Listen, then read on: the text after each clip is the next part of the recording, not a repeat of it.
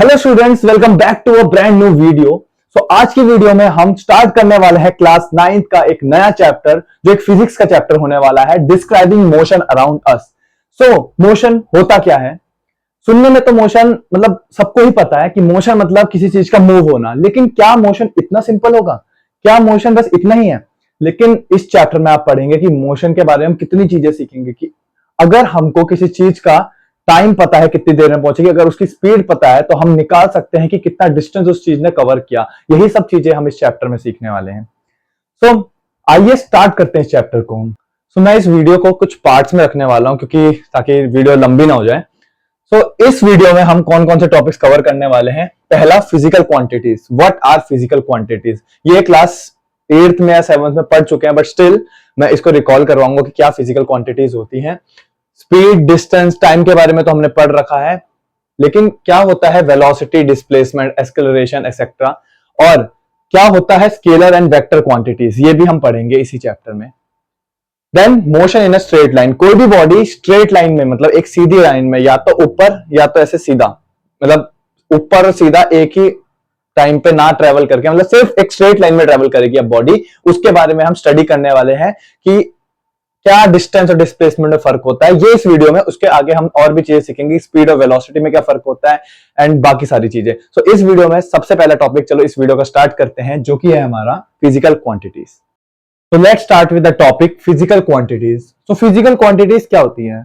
Actually वो चीजें जिनको आप मेजर कर सकते हो। मतलब जैसे आप डिस्टेंस, इसको मेजर कर सकते हो। कैसे? जैसे डिस्टेंस है वो मीटर्स में आएगा, किलोमीटर्स में आएगा, मतलब नाप पा रहे हो ना किसी यूनिट में कि मीटर है या किलोमीटर है। कैसे नाप पा रहे हो कि 2 मीटर की ये रॉड है, 3 मीटर की है, दिल्ली से आगरा का कितना डिस्टेंस है, 200 किलोमीटर, ऐसा नाप पा रहे हो मतलब। या फिर वेट नाप लो, जैसे 2 किलो प्याज लाए, 10 किलो प्याज लाए, 10 किलो आलू, ये मतलब आप इसको वेट इसका नाप पा रहे हो, है ना।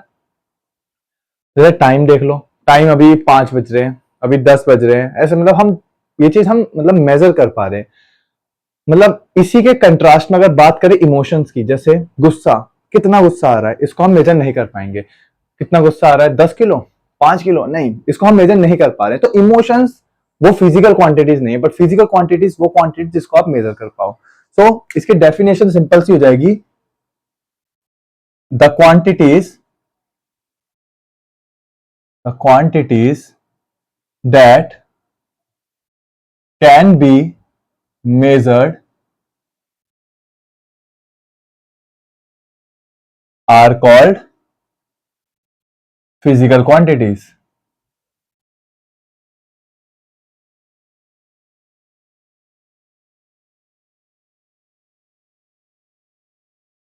ओके, वो क्वांटिटी जिनको कि आप नाप पाओ या फिर मेजर कर पाओ, उनको कहा जाता है फिजिकल क्वांटिटीज। फिजिकल क्वांटिटीज के कुछ एग्जांपल, जैसे कि मैंने बताया, ये तो हो गया पहली। अगर इसमें एग्जांपल्स की बात करें तो क्या क्या हो सकता है? पहला, डिस्टेंस। डिस्टेंस में यूं मानो, मतलब अगर ये पेन है, पेन को मैं नाप पा रहा हूं ना कितना है, जैसे जैसे 15 सेंटीमीटर, तो ऐसे नाप पा रहा हूं, तो ये डिस्टेंस, जैसे 15 सेंटीमीटर मैंने बोला, तो हाँ, डिस्टेंस एक फिजिकल क्वांटिटी है। जैसे स्पीड बोली, कोई भी गाड़ी किसी स्पीड से जाएगी, जैसे 2 kilometre per hour, 25 kilometre per hour से, जैसे ट्रेन चलती है 300 नहीं, 200 किलोमीटर, 250 किलोमीटर पर आवर, तो स्पीड भी हम नाप पा रहे हैं, तो वो भी एक फिजिकल क्वांटिटी हुई, जैसे 300 किलोमीटर पर आवर। बाकी टाइम की बात की जाए तो टाइम भी, जैसे 5 बज रहे हैं तो 5 o'clock, ठीक है, तो इसको भी आप नाप पा रहे हो, है ना। तो ये सारी हो गई हमारी फिजिकल क्वांटिटीज। अब एक चीज बताइए, जैसे डिस्टेंस है, जैसे ये है पेन, अब इसका डिस्टेंस मैं नाप रहा हूं, तो डिस्टेंस क्या, इसकी लेंथ नाप रहा हूं बेसिकली। अब लेंथ तो मैं नाप रहा हूं, तो देखो ना कि मैं चाहे यहां से इधर नापू लेंथ, चाहे यहां से इधर नापू, उतनी आएगी ना 15 सेंटीमीटर। तो इससे मुझे डायरेक्शन की जरूरत नहीं पड़ रही कि मैं यहां से यहां नापू या यहां से यहां नापू, तो उसी को हम कहते हैं स्केलर क्वांटिटी। तो यही अगला टॉपिक होगा, स्केलर क्वांटिटीज क्या होती हैं, या और वेक्टर क्वांटिटीज क्या होती है। दो अलग टाइप की क्वांटिटीज होती है। तो आइए स्टार्ट करते हैं हमारे नेक्स्ट टॉपिक के साथ, scalar and vector quantity. Scalar और वेक्टर क्वांटिटी पढ़ाने से पहले आपको एक चीज जानने की जरूरत होगी कि किसी भी क्वांटिटी में दो ही चीजें हो सकती है, या तो मैग्नीट्यूड या तो डायरेक्शन। अब मैग्नीट्यूड क्या होता है, डायरेक्शन क्या होती है, ये चीज मैं आपको बताता हूं। जैसे डिफरेंस जानने से पहले सीखते हैं मैग्नीट्यूड और डायरेक्शन। जैसे मतलब ये मान लो कि कोई इंसान चला 10 मीटर, ओके, मतलब ये आदमी था, ये चला 10 मीटर चला। अब 10 मीटर चला, ये 10 मीटर क्या बता रहा है? 10 मीटर जो चला ये बता रहा है इसका मैग्नीट्यूड, कि कितना ये चला या कितना, मतलब कितना डिस्टेंस चला, है ना, मतलब समझ गए। तो ये 10 मीटर क्या बता रहा है? इसका मैग्नीट्यूड। और डायरेक्शन, तो डायरेक्शन अगर मैंने बोल दिया कि नॉर्थ की साइड ये चला, नॉर्थ 10 मीटर नॉर्थ की साइड चला, तो ये नॉर्थ क्या हो गया हमारा? डायरेक्शन। तो दो ही चीजें होती है किसी भी चीज में, या तो डायरेक्शन होगी या तो तुम्हारा मैग्नीट्यूड होगा, मतलब या दोनों में से एक भी हो सकती है और दोनों भी हो सकती है। जैसे ये मान के चलो कि मैं भाग रहा था 10 किलोमीटर पर आवर की स्पीड से मैं भाग रहा था, 10 किलोमीटर पर आवर की स्पीड से मैं भाग रहा हूं, मतलब 1 घंटे में 10 किलोमीटर भाग रहा हूं, ओके। अब भाग रहा था, किसी ने जब पूछ लिया ना कि कितनी, कहां की तरफ भाग रहे हो, कितना तेज भाग रहे थे, वो कितना तेज तो बताता है मैग्नीट्यूड को, मैग्नीट्यूड को।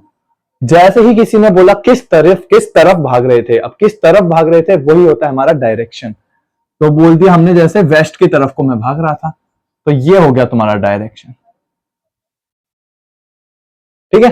तो इसी तरीके से हमारी किसी भी क्वांटिटी में दो चीजें होती हैं, या एक भी हो सकती है, बट डायरेक्शन अकेले नहीं होती, या तो मैग्नीट्यूड होगा या मैग्नीट्यूड और डायरेक्शन दोनों होंगी, ओके।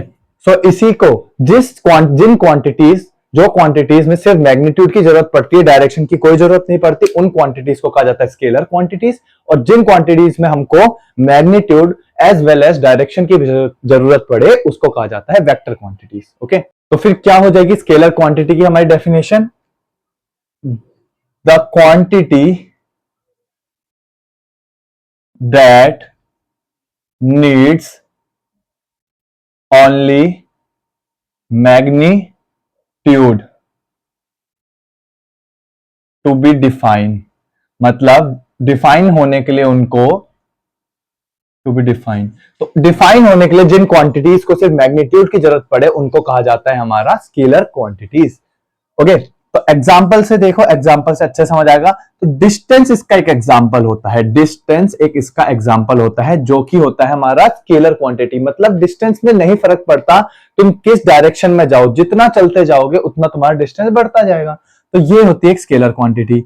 अगली स्पीड, स्पीड में भी नहीं फर्क पड़ता कि तुम किसी भी डायरेक्शन में जाओ, स्पीड मतलब 20 किलोमीटर पर आवर से चल रहे हो, अब नहीं फर्क पड़ेगा तुम नॉर्थ में चलो, साउथ में चलो, किधर भी चलो, नॉर्थ में जाके पलट के वापस साउथ की तरफ आ जाओ, कोई फर्क नहीं पड़ेगा। स्पीड अगर 20 किलोमीटर पर आवर है तो उसको दर्शाने के लिए तुम 20 किलोमीटर पर आवर ही लिखोगे, डायरेक्शन लिखने की जरूरत नहीं, ठीक है।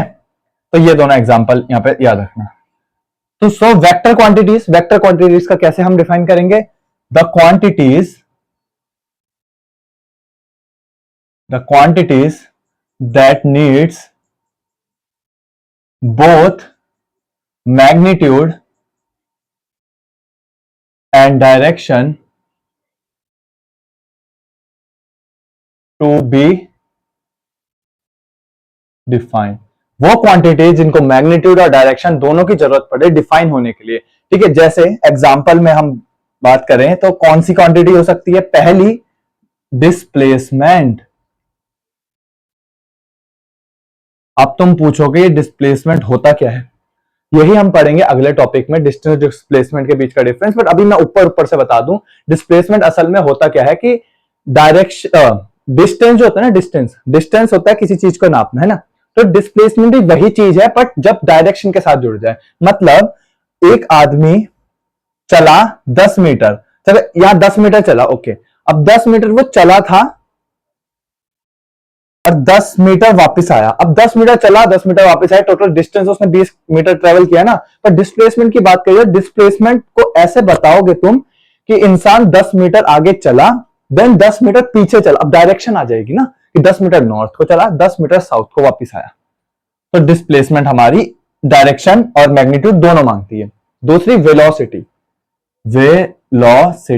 वेलोसिटी को स्पीड की तरह ही समझना, वेलोसिटी को स्पीड की ही तरह समझना कि इसमें हमको ऐसा बोलेंगे ना, 20 किलोमीटर पर आवर से गाड़ी चल रही है, ओके, ये तो स्पीड थी, 20 किलोमीटर पर आवर से गई, राइट मुड़ गई 20 किलोमीटर पर आवर से, स्पीड उसकी 20 किलोमीटर पर आवर ही रहेगी। बट वेलोसिटी के केस में 20 किलोमीटर पर आवर से वो गाड़ी सीधी चल रही थी, राइट मुड़ी 20 किलोमीटर पर आवर से, तो ये वेलोसिटीज दोनों अलग हैं। 20 किलोमीटर पर आवर ये होगी नॉर्थ की तरफ को वेलोसिटी, और ये होगी 20 किलोमीटर पर आवर ईस्ट की तरफ को वेलोसिटी। तो फर्क है कि तुम्हारे ईस्ट की तरफ को वेलोसिटी, नॉर्थ की तरफ को वेलोसिटी। तो वेलोसिटी में डायरेक्शन और मैग्नीट्यूड दोनों की हमको जरूरत पड़ती है। तो इसी के साथ हम अगला टॉपिक स्टार्ट करते हैं, जो कि हमारा होगा मोशन इन 1D या मोशन इन स्ट्रेट लाइन। एक स्ट्रेट लाइन में मोशन हम करते हैं, तो क्या क्या चीजों के बारे में हमको पढ़ना है। स्टार्ट करते हैं अगला topic, motion in straight line. तो मोशन इन स्ट्रेट लाइन मतलब ये सुनने में कैसा लग रहा है? मोशन इन स्ट्रेट लाइन पहली बार सुन रहे हो? आइए देखो, मोशन मतलब तो समझ आया कहीं, मतलब मोशन का ये मतलब समझो कि मूव कर रही है बॉडी, ठीक है, मतलब रुकी नहीं है, मूव कर रही है बॉडी। अब स्ट्रेट लाइन का क्या मतलब है? मतलब अब देखो, मेरे अगर ये मैं था खड़ा, तो मैं चल रहा हूं तो सीधा ही चल रहा हूं, इस जगह इसी में एकदम एक्स एक्सिस की तरफ जा रहा हूं।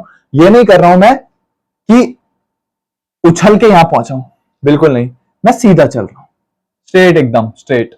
या फिर मैं पीछे भी जा रहा हूं ना, तो एकदम सीधा, थोड़ी लाइन टेढ़ी है बट ऐसे सीधा जा रहा हूं माइनस एक्स एक्सिस की तरफ। ओके, या तो एक मोशन ऐसे सीधा हो सकता है, या तो कोई भी बॉल है वो अगर ऊपर को जा रही है तो ये भी स्ट्रेट ही लाइन में जा रही है, एकदम स्ट्रेट सीधी लाइन में जा रही है, सीधी लाइन में। ओके, या तो बॉल अगर नीचे गिर रही है तो ये भी स्ट्रेट लाइन। तो इनको कहते हैं स्ट्रेट लाइन में मोशन। ये कब होता है? जब हम, जैसे ये कोऑर्डिनेट मान ले इसको, वाई एक्सिस और एक्स एक्सिस, जब कोई भी बॉडी या तो सिर्फ एक्स एक्सिस में चले या तो सिर्फ वाई एक्सिस में चले, ऊपर या नीचे।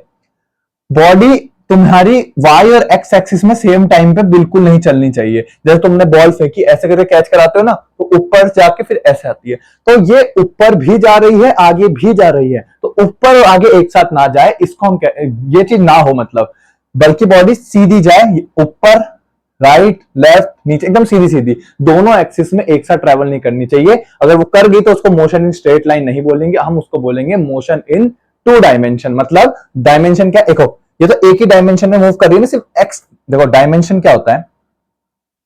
मतलब अगर 1 डायमेंशन लिखा हुआ है, 1D कहते हैं जिसको हम, मतलब कि एक ही डायमेंशन में सिर्फ एक्स की तरफ को जाएगी, सिर्फ एक्स की तरफ को ऐसे, लेकिन या फिर वाई की तरफ को जाएगी, वाई की तरफ को। लेकिन जैसे ही 2D आ गया ना, मतलब वाई और एक्स, 2 डायमेंशन ऐड हो जाएंगी, एक्स और वाई, मतलब दोनों की तरफ जाएगी। बॉल जब ऐसे जा रही है ना, तो कुछ ऊपर भी जा रही है, कुछ आगे भी जा रही है, तो इसको कहेंगे 2 डायमेंशन। तो हमको 2 डायमेंशन के बारे में अभी नहीं पढ़ना, अभी हमको पढ़ना है मोशन इन 1 डायमेंशन। इसी स्ट्रेट लाइन वाले मोशन को हम बोलते हैं मोशन इन 1 डायमेंशन। ओके, सो हमको अब इसके बारे में डिटेल में पढ़ना कि हमको इसमें किन किन क्वांटिटीज के बारे में पढ़ेंगे, हम क्या क्या चीजें पढ़ेंगे। सो आइए स्टार्ट करते हैं। तो अब हम देखते हैं कि पोजीशन क्या होती है। यहां देखो, अगर कोई इंसान यहां पे खड़ा था, मतलब ये मान लो कि 0 मीटर है, 2 मीटर, 4 मीटर, 6 मीटर, 8 मीटर, भाई आगे कोई चलेगा? मैं यहाँ पे बस एक नंबर लाइन में बना दिया कि कितने कितने मीटर है, मीटर से, ठीक है, मीटर मीटर मीटर। अब अगर ये इंसान यहाँ पे खड़ा था, तुमने टाइम देखा घड़ी में, तुमने कहा 1 मिनट हो गया, 2 मिनट हो गया, 3 मिनट हो गया, ये 0 पे ही खड़ा है, तुम इसको कह रहे हो चल तो ले। तुमने फिर रोके रोके रोके रोके, फिर देखा यहाँ 1 घंटा बीत गया, ये इधर पे ही है। अब टाइम बढ़ता जा रहा है लेकिन इसकी पोजीशन चेंज नहीं हो रही, इसकी पोजीशन चेंज नहीं हो रही, मतलब ये 0 पे था तो अभी तक 0 पे ही है, तो इसी को हम कहेंगे ये रेस्ट पे है, मतलब ये हिल नहीं रहा। अगर टाइम चेंज हो रहा है, टाइम चेंज तो होगा, देखो टाइम तो चेंज होगा ही होगा, टाइम रुका तो नहीं रहेगा, टाइम किसी के लिए नहीं रुकता भाई। टाइम अगर नहीं रुक रहा है, टाइम चेंज होता जा रहा है, मतलब आगे बढ़ता, मतलब टाइम बढ़ रहा है, और ये इंसान यहीं का यही है, इसकी पोजीशन चेंज नहीं हो रही, अभी 0 पे है तो 0 पे ही है, तो बोलेंगे कि हम बोलेंगे ये जो आदमी है ये रेस्ट पर है। किस पर है? रेस्ट पर है। तो हम इसको कैसे बोलेंगे? When the position of a body doesn't change with respect to time, so the body is at rest. तो बॉडी रेस्ट पे हो गई, सिंपल सी चीज है। अब मान लो, तो ये चीज ऐसे भी मानना कि अगर ये 4 मीटर पे खड़ा था, चुपचाप खड़ा था, मतलब यहाँ पे, जरूरी नहीं कि ओरिजिन पे खड़ा, मतलब 0 पे खड़ा हो हमेशा, अभी 4 पे, मतलब यहां जाके बस यहाँ पे खड़ा था, अब खड़ा ही रह गया, ये टाइम बढ़ता जा रहा है, खड़ा ही, इसको भी हम रेस्ट ही बोलेंगे। लेकिन क्या हो अगर ये इंसान इधर पे था और तुमने देखा, इस बार तुमने वेट किया, तुमने देखा 5 मिनट हुए नहीं, फुदक के पहुंच गया इधर पे, 5 मिनट हुए नहीं कि फुदक के यहां पहुंच गया। इसका क्या मतलब है कि टाइम बढ़ा तो इसने अपना कुछ डिस्टेंस भी बढ़ा, मतलब इसने कुछ ट्रेवल किया, कुछ इसकी पोजीशन में चेंज आया। पहले ये 0 पे था, अब ये 8 पे पहुंच गया, तो कितना पहुंचा? 8 माइनस 0। पहले 0 पे था, बाद में 8 में आया, 8 माइनस 0 मतलब 8 मीटर चला। अगर ये 2 पे खड़ा होता है ना और 8 पे जाता, अगर ये 8 पे जाता और 2 पे पहले खड़ा था, इसका मतलब कितना? 6 मीटर चला ये, है ना, यहां से यहां तक 6 मीटर चला। देखो ना, टाइम बढ़ा तो इसकी पोजीशन, मतलब ये बंदे की पोजीशन भी बदली। तो इसी को हम कहेंगे when the position of a body changes with respect to time. इस बार क्या है? Changes with respect to time, so we call it the body is at motion. तो क्या बोलेंगे? अगर टाइम चेंज हो रहा है, टाइम चेंज हुआ, पोजीशन भी चेंज हुई, टाइम के रिस्पेक्ट में पोजीशन भी चेंज हुई, तो क्या बोलोगे? Body is in motion. तो बॉडी किस में है? बॉडी है मोशन में। समझ आया? इतना सिंपल, बस मोशन और रेस्ट इतना सिंपल है कि कोई बॉडी रेस्ट पे है कैसे देखते हैं, मोशन में है कैसे देखते हैं। अब अगर आप लोगों को पोजीशन समझ आया तो डिस्टेंस और डिस्प्लेसमेंट समझना बहुत इजी है। अगर पोजीशन समझ आया ना, डिस्टेंस डिस्प्लेसमेंट बहुत इजी है। तो समझते हैं हम कि डिस्टेंस और डिस्प्लेसमेंट के बीच में फर्क क्या होता है। हमने पढ़ा था ना कि डिस्टेंस वो होता है जिसमें सिर्फ मैग्नीट्यूड की जरूरत पड़े, तुमको डायरेक्शन की जरूरत नहीं पड़ती कोई। लेकिन डिस्प्लेसमेंट वो जिसमें मैग्नीट्यूड और डायरेक्शन दोनों की जरूरत पड़े। तो हमने वो पढ़ा था। तो आइए पढ़ते हैं कि कैसे कैसे कैसे मतलब इसको फील करें ना, कि कैसे डिस्टेंस और डिस्प्लेसमेंट को हम देखते हैं, मतलब नापते हैं, कैसे इसको फील कैसे करें यार। डेफिनेशन बता दोगे थोड़ी ना उससे हो जाएगा। तो आइए फील करते हैं डिस्टेंस और डिस्प्लेसमेंट। इसको मैं बताऊंगा एक बहुत छोटे एग्जाम्पल के साथ, मतलब बहुत प्यारा एग्जाम्पल। ऐसे समझो कि तुम यहां से स्कूल गए, अपने घर से स्कूल की तरफ गए। ओके, चले गए, ठीक है। घर से स्कूल गए, अब कैसे जा सकते थे? आओ दिखाता हूं। ये था तुम्हारा घर, ओके, ये था तुम्हारा घर और यहां पे था तुम्हारा स्कूल, ठीक है। यहां पे कौन था? इधर पे थी बढ़िया सी एक चिप्स कुरकुरे की दुकान, ठीक है। ये थे तुम, मतलब ये तुम ही हो ऑब्वियसली। अब तुम स्कूल गए, सीधा एकदम स्कूल चले गए। आज तो चले गए तुम स्कूल, क्यों? क्योंकि आज पापा ने तुम्हें छोड़ा था, ठीक है। तो तुम चुपचाप से स्कूल चले गए। अगले दिन पापा ने कहा कि तुम खुद चले जाओ, मेरे को नहीं आना तुम्हारे साथ आज छोड़ने, क्योंकि आज मेरे को मतलब ऑफिस है पापा का। तो तुमने कहा ठीक है, आज मैं जाता हूं खुद स्कूल। तो तुम गए यहां से पहले दुकान और दुकान से पहुंच गए स्कूल। अब देखो, जाना तुम्हें स्कूल ही था, लेकिन तुम ऐसे ना जाके सीधा ना जाके तुम पहले दुकान गए, चीज खरीदी, फिर स्कूल गए। समझ गए? तो डिस्टेंस देखो ना क्या हुआ। डिस्टेंस देखो कि तुम यहां से यहां तक, मान लो कि ये दो मतलब 200 मीटर दूर है घर से दुकान, और दुकान से स्कूल है 100 मीटर दूर, ठीक है। तो तुमने कितना चला टोटल? अगर तुम यहां से पहले दुकान गए, दुकान से स्कूल आए, तुमने पूरा 300 मीटर चला, 200 ये 100 ये। लेकिन तुम अगर घर से सीधा ही स्कूल चले जाते तो तुमको कितना, घर से स्कूल का मान लो डिस्टेंस 50 मीटर है, तो तुमको कितना चलना पड़ता? 50 मीटर। सही बात है। तो लेकिन तुम घूम के गए, तो और कैसे जा सकते थे? यहां पे तुम्हारे दोस्त चिंटू का घर था, तुमने कहा कि मैं पहले एक काम करो, चिंटू को बुलाते हुए जाता हूं, चिंटू को लेके जाऊंगा मैं पहले दुकान और दुकान से फिर जाऊंगा स्कूल। ऐसे भी डिस्टेंस हो सकता था। अब डिस्टेंस फिर कैसे नापोगे? कि तुम पहले चिंटू के घर का डिस्टेंस नापोगे, कितना मैंने चला हूं चिंटू के घर तक। मान लो तुमने जो है 20 मीटर चिंटू के घर तक चले थे, फिर चिंटू के घर से दुकान मान लो 300 मीटर दूर थी, तुम चिंटू के घर से दुकान गए, मान लो फिर दुकान से स्कूल तो 100 मीटर दूर था, तो तुम ऐसे ऐसे करके चले हो। तो ये मानो ना कि तुम्हारा डिस्टेंस वो हुआ कि जितना तुम चले हो। तो डिस्टेंस की डेफिनेशन होती है the total length of the path travelled, मतलब वो पाथ, मतलब वो रास्ता जो तुमने चला है ना, उसकी लेंथ कितना तुम चले हो, उसको ही कहते हैं डिस्टेंस। डिस्टेंस बहुत सिंपल है, ठीक है। मैं डिस्टेंस का बताता हूं। डिस्टेंस का लिखते हैं द टोटल लेंथ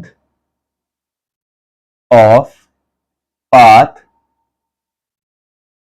ट्रेवल्ड। समझ गए? जितना तुमने लेंथ जितनी चले हो उसको कहते हैं डिस्टेंस। तो डिस्प्लेसमेंट क्या होता है? डिस्प्लेसमेंट ऐसे समझो, अब तुम्हारा ये घर था, वापस ये थी दुकान, ये थी दुकान और ये रहा स्कूल। वही वाला वापस से एग्जांपल लेते हैं कि यहां से तुम गए सीधा स्कूल, एक बार तो ऐसे मान लो सीधा स्कूल चले गए, ठीक है। तो मान लेते हैं हम 100 मीटर दूर है स्कूल। अगले दिन तुम पहले दुकान गए, फिर स्कूल गए, 200 मीटर पहले दुकान तक चले, 50 मीटर तुम फिर स्कूल तक के लिए चले, ओके। तो अब तुमने कितना, अच्छा मैंने इसको 50 मीटर माना था ना पहले, ऐसे ही समझाता था कि याद रहे, और 100 मीटर तक का स्कूल। पहले दिन तो तुम चुपचाप 50 मीटर चल गए, डिस्टेंस मतलब मान लो 50 मीटर चल गए। दूसरे दिन तुम पहले घर से दुकान गए, दुकान से स्कूल आए, तो टोटल कितना चले, 300 मीटर। 300 मीटर तो उसका डिस्टेंस हुआ। डिस्प्लेसमेंट का क्या, डिस्प्लेसमेंट वो होता है कि तुम फाइनली जहां पे खड़े हो और इनिशियली जहां पे थे, उन दोनों के बीच का डिस्टेंस। अगर तुमने ये वाला रास्ता भी पकड़ा है ना, तो भी तुम्हारा डिस्प्लेसमेंट 50 मीटर ही होगा, क्योंकि डिस्प्लेसमेंट जो होता है वो तुम्हारी फाइनल पॉइंट, मतलब आखिरी में जहां खड़े हो उसको कहते हैं फाइनल पॉइंट, और इनिशियल पॉइंट वो होता है, इनिशियल पॉइंट वो होता है जहां पे तुम शुरू में खड़े थे। तो उन दोनों के बीच के डिस्टेंस, उन दोनों के बीच के जो लेंथ होती है ना, मतलब इन फाइनल पॉइंट और इनिशियल पॉइंट, उन दोनों के बीच का, उसी को कहा जाता है हमारा क्या, डिस्प्लेसमेंट। डिस्प्लेसमेंट डिपेंड नहीं करता, अगर तुम ऐसे घूम घाम के पूरी दुनिया जहान घूम के भी स्कूल जाते हैं ना, तो स्कूल से लेकर घर तक का डिस्टेंस, या घर तक का जो डिस्टेंस का वर्ड मैं यूज नहीं करना चाहता क्योंकि यहां कंफ्यूजन हो जाएगी, स्कूल से घर तक की जो लेंथ होगी ना, जो रास्ता होगा, बस उसी को हम डिस्प्लेसमेंट कहेंगे। ना कि मतलब जो तुम्हारे, ना कि हम ये पूरे जो घूमे वो डिस्टेंस हुआ, इसको कहेंगे सिर्फ डिस्प्लेसमेंट। 50 मीटर का किया हमने, आया समझ में डिस्टेंस डिस्प्लेसमेंट का फर्क। तो डिस्प्लेसमेंट की डेफिनेशन कैसी हो जाएगी, the shortest path traveled is called displacement। मतलब वो सबसे छोटा रास्ता जो तुमने चला उसको कहा जाता है डिस्प्लेसमेंट। जैसे मतलब तुम एक बात मानो, ये पूरा गोल चक्कर था, मतलब वही, मतलब मान लो एक ट्रैक था जिसमें तुमको गोल भागना है। यहां से तुम शुरू हुए, तुमको यहां से शुरू होकर यहां पहुंचना था, ठीक है, मतलब ए पॉइंट से बी पॉइंट तुमको पहुंचना था। अब कैसे पहुंचोगे, कोई इंसान जो होगा वो यूं करके जाएगा, ठीक है, पूरा यहां से लेकर यहां तक जाएगा, और एक इंसान होगा जो चुपचाप से ए से बी सीधा भाग जाएगा। तो अगर तुम यहां से ऐसे जाओ तो वो डिस्टेंस होगा, ठीक है, वो डिस्टेंस पूरा ऐसा नापा जाएगा, ये पूरा डिस्टेंस। लेकिन जो यहां से यहां वाला है ना, सबसे छोटा डिस्टेंस, इसी को कहा जाता है डिस्प्लेसमेंट, सबसे छोटा वाला। अगर तुम ऐसे भी गए ना तो भी तुम्हारा डिस्प्लेसमेंट इतना ही हुआ, क्योंकि तुम यहां से सिर्फ इस इनिशियल पॉइंट से, इनिशियल पॉइंट ए पॉइंट से तुम बी पॉइंट एक फाइनल पॉइंट तक गए हो, तो इतना सा डिस्प्लेसमेंट हुआ। आया समझ डिस्प्लेसमेंट।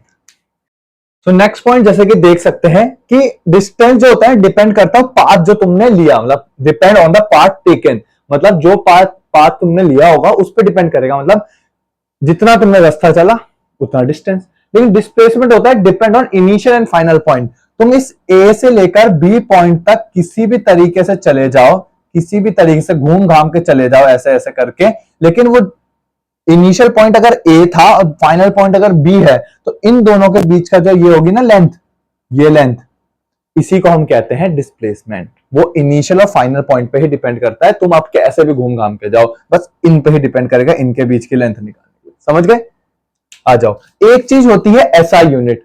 अब मैं एसआई यूनिट बहुत ज्यादा इसमें जोर दूंगा पूरे चैप्टर में, क्योंकि इस चैप्टर में एसआई यूनिट, अगर तुमने हर जगह एसआई यूनिट में चीजें रखी तो तुम्हारा आंसर हमेशा सही है, क्योंकि न्यूमेरिकल वाला चैप्टर है भाई। एसआई यूनिट क्या होती है, एसआई यूनिट वो यूनिट होती है जिसमें कि हम यूजुअली मतलब यूजुअली हम इन चीजों को नापते हैं। मतलब देखो, डिस्प्लेसमेंट और डिस्टेंस, तो डिस्प्लेसमेंट और डिस्टेंस, हाँ, दोनों के दोनों को तुम मीटर में नापते हो। मीटर में देखो, मीटर में नाप सकते हो, वैसे तुम सेंटीमीटर में भी नाप सकते थे, किलोमीटर में भी नाप सकते हो, है ना, तुम और किस किस चीज में नाप सकते हो, और तुम मिलीमीटर, बहुत सारी चीजों में नाप सकते हैं। लेकिन एक स्टैंडर्ड मतलब बैठाई, मतलब एक बैठक हुई जिसमें कि बोला गया कि एक ऐसा यूनिट रखो, एक ऐसा यूनिट रखो जिसमें कि नापा जाए, तो बोला गया कि मीटर्स में नापेंगे हम। अगर ऐसा लिखा हुआ है, अगर लिखा हुआ है 1 किलोमीटर, कहीं पे भी चैप्टर में 1 किलोमीटर दिखाई दे, सबसे पहले दिमाग दौड़ेगा मेरे को उसको मीटर में चेंज करना है। तो 1 किलोमीटर में होते हैं 1000 मीटर, तो हाँ 1000 मीटर लिख देना उसकी जगह पे, बस ये है हमारा आइडिया। तो इसकी मीटर्स होती है, मीटर्स जिसको कि हम एम से डिनोट करते हैं, और सेम इसकी भी ऐसा यूनिट दोनों की सेम होती है, क्योंकि असल में तो ये लेंथ ही मेजर कर रहे हैं ना, तो दोनों की मीटर। ये ऐसा यूनिट मीटर। तो ये हो गया डिफरेंस हमारा डिस्टेंस और डिस्प्लेसमेंट के बीच का। तो आगे मैं एक एग्जांपल कराता हूं जिससे सब क्लियर हो जाएगा कि कैसे डिस्टेंस निकलता है, कैसे डिस्प्लेसमेंट निकलता है। तो देखो, मैं अभी डिस्टेंस और डिस्प्लेसमेंट के बीच तुम्हारा एकदम बढ़िया से कर दूं क्लियर, एकदम डाउट, जितने भी डाउट्स आ रहे होंगे, डिस्टेंस कैसे नापेंगे, डिस्प्लेसमेंट कैसे नापेंगे। यहाँ देखो, मैं अभी एक नंबर लाइन बना रहा हूँ, नंबर लाइन सॉरी मतलब एक 1D में बनाऊंगा ना लाइन, क्योंकि हम मोशन इन 1D पढ़ रहे हैं, मोशन इन स्ट्रेट लाइन, तो स्ट्रेट लाइन में चलेगी चीज। मैं ऐसे भी बना सकता था, बट वो थोड़ा सा मतलब ऐसा ऑड लगता है कि ऊपर कैसे जा रहा है बॉडी, मतलब कोई इंसान ऊपर कैसे चल रहा है, जा सकता है सीढ़ियों से, बट वो फिर सीढ़ियां नहीं दिखाना चाहता। मैं दिखाना चाहता हूँ आदमी अगर सीधा चल रहा है तो कैसे दिखाएंगे। तो मान लो यहाँ है, मान लो 0 पे खड़ा था पहले, ऐसे मैं 5-5 मीटर का गैप बना देता हूँ, ठीक है, 10, 15, 20 और ये 25 मीटर में है सबके सब, क्योंकि मैंने कहा था ऐसा यूनिट मीटर होती है, इसलिए मैं मीटर में लगा रहा हूं, ठीक है। अब मानो कि यहां पे तुम खड़े थे, बिल्कुल सही बात है, ये तुम्हारा हो गया इनिशियल पॉइंट। इसको क्या कहा जाएगा? Initial point. इनिशियल पॉइंट क्यों कहा गया? क्योंकि शुरू में इंसान किधर खड़ा था? 0 पे। मान लेते हैं 0 पे खड़ा था, 2 पे भी हो सकता है, 3 पे भी हो सकता है, मान लेते हैं 0 पे खड़ा था इंसान, ठीक है जी। अब तुम कैसे चले? यहां पे खड़े थे ना पहले 0 पे, 0 से तुम चले चले चले चले चले चले चले चले चलते गए यहां पहुंच गए 25 पे। अब तुम्हारा मन किया 25 के बाद वापस आने का, तुम वापस आए वापस आए वापस आए, ऐसे करके वापस आए वापस आए वापस आए वापस आए, ऐसे 10 इधर पे आके खड़े हो गए। मान लेते हैं ना, ये नापने के लिए लगाए सिर्फ, मान लो तुम इतना आगे चले फिर पीछे आए, तो ऐसे ऐसे आगे गए, फिर मान लो तुम ऐसे पीछे आए, सीधा गए थे ऐसे ऐसे, फिर वापस करके पीछे आ गए, थोड़ा सा, पूरा नहीं गए, पूरा नहीं गए, थोड़ा सा पीछे। अब बोलते, अब देखो डिस्टेंस क्या है, डिस्टेंस कैसे निकालूंगा? डिस्टेंस अगर ये 0 से लेकर, देखो कैसे कितना चला है वो, पहले 5 मीटर चला, 10 मीटर चला, है ना, 15 मीटर चला, 20 मीटर चला, 25 चला, 25 के बाद वापस भी तो कुछ चला है, 25 के बाद फिर 5 मीटर चला, मतलब 25 के बाद 5 चला तो 30 मीटर, फिर 5 चला 35 मीटर, फिर 5 चला 40 मीटर। तो इतना चल गया वो, ये तो साफ दिखाई दे रहा है ना हमको, ऐसे ऐसे चला 25 मीटर, फिर वापस आते हुए कुछ डिस्टेंस चल रहा है, 5 मीटर चला, 10 मीटर, 15 मीटर, तो 15 और चला, तो 25 में 15 और चला, मतलब कि 40 मीटर चल गया टोटल। तो टोटल वो चला है 25 प्लस में 15 इज इक्वल्स टू 40 मीटर चला है हमारे टोटल। तो ये होता है डिस्टेंस। अब डिस्प्लेसमेंट में क्या फर्क है फिर? डिस्प्लेसमेंट, तो डिस्प्लेसमेंट में क्या फर्क है? डिस्प्लेसमेंट, अच्छा एक चीज और, इस पूरे चैप्टर में मैं डिस्टेंस को डी से और डिस्प्लेसमेंट को छोटे वाले एस से डिनोट कर रहा हूं। डिस्प्लेसमेंट को छोटे एस से करते हैं डिनोट और डिस्प्लेसमेंट को डी से, ओके। सो डिस्प्लेसमेंट कैसे निकालोगे? मैंने क्या बोला था, डिस्प्लेसमेंट तुम्हारा फाइनल पॉइंट और इनिशियल पॉइंट में डिपेंड करता है। फाइनल जो पोजीशन होगी ना तुम्हारी, माइनस में इनिशियल पोजीशन, ये बिल्कुल याद रखना। पोजीशन मैं समझाता हूं। चला तो ये ऐसे है कि 0 से 5, 10, 15 फिर 25 मीटर चला और 15 मीटर फिर पीछे आया, लेकिन असल में कहां पे आके खड़ा हो गया? खड़ा तो 10 पे आके हो गया ना लास्ट में, तो यहां आके, तो उसका फाइनल पॉइंट तो 10 हुआ ना, फाइनल पॉइंट जो है उसका 10 हुआ ना, तो उसका डिस्प्लेसमेंट कितना हुआ? 0 से लेकर 10 के बीच कितना हुआ? 10। कैसे नापते हैं हम? फाइनल पोजीशन, फाइनली कहां खड़ा है वो? 10 पे, 10 पे। और इनिशियली किधर था? इनिशियल मतलब शुरू में कहा था 0 पे, तो उसकी डिस्प्लेसमेंट कितनी हुई? 10 मीटर की। हाँ, ये जिसके दिमाग में एक सवाल आया होगा, बिल्कुल सही आया, क्या ये 25 तक जाता, 25 के बाद वापस यहीं आके खड़ा होता तो डिस्प्लेसमेंट का 0 होती? बिल्कुल सही बात। अगर तुम यहां से गए अपने स्कूल और स्कूल से वापस घर आए, डिस्टेंस तो डबल हो गया कि स्कूल मान लो स्कूल 10 मीटर होता, तो यहां से 10 मीटर चले, 10 मीटर वापस आए, तो 20 मीटर तुम्हारा डिस्टेंस हुआ, लेकिन डिस्प्लेसमेंट बिल्कुल 0, क्योंकि इनिशियल पॉइंट भी तुम्हारा घर ही था, फाइनल पॉइंट भी घर ही था, तो घर में से मतलब घर ही हो गया ना, सेम जगह पे तुम खड़े हो गए, तो 0 आया डिस्प्लेसमेंट। जहां से तुम पूरा चले और वापस उधर ही आके खड़े हो गए, तो डिस्प्लेसमेंट 0 होता है।